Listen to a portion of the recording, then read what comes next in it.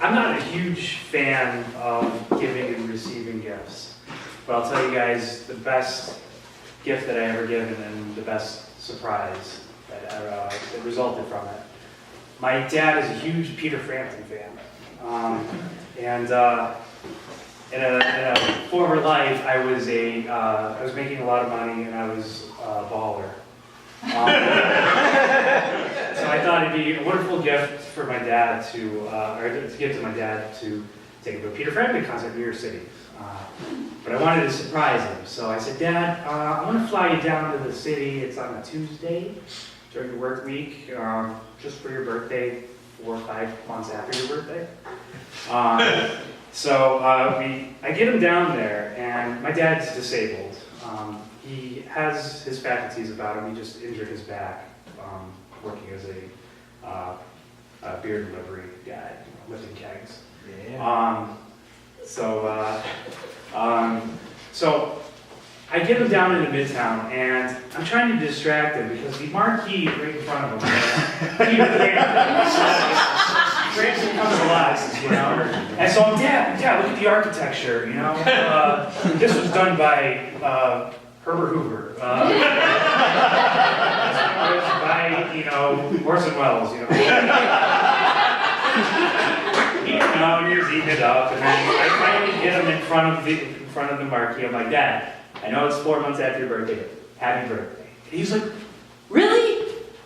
You know, it did the triple take. And then there's this huge line. So I'm like, Dad, let me see if I can take care of this. So I go up to the bouncer at the show, and I say, my dad's disabled. Can you get a handicap spot? Oh yeah, right this way. So we skip the line, and my dad gets a front row seat. And, you know, we're just having a time, having some beers. And I'm telling him, I'm like, so Dad, happy birthday. And he's like, yeah, this is great. In comes a man in a dress in all white suit, all white 3-piece double-breasted suit, and a white hat. This was during the summer. And his name was Saul Fernandez, and he was from San Juan, Puerto Rico.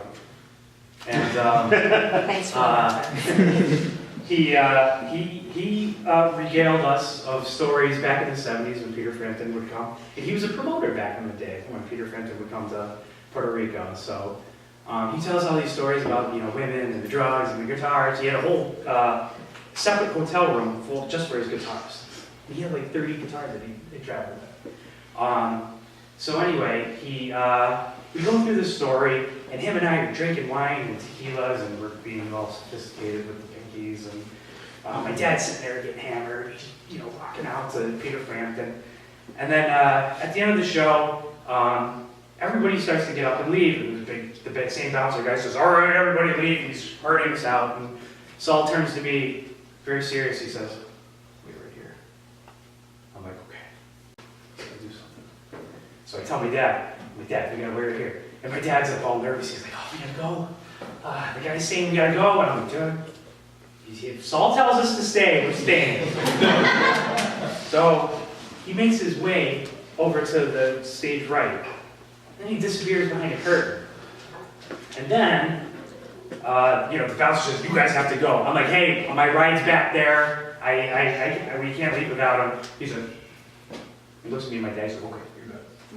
So, literally 2 minutes later, out pops Peter Frampton with Saul. And he comes right up to my dad and he's like, I appreciate your loyalty. I appreciate my fan base, and I'm so glad that you came tonight. And my dad was like, I literally had to help him out of the theater. And I mean, to this day, I think that's the best surprise I've ever given.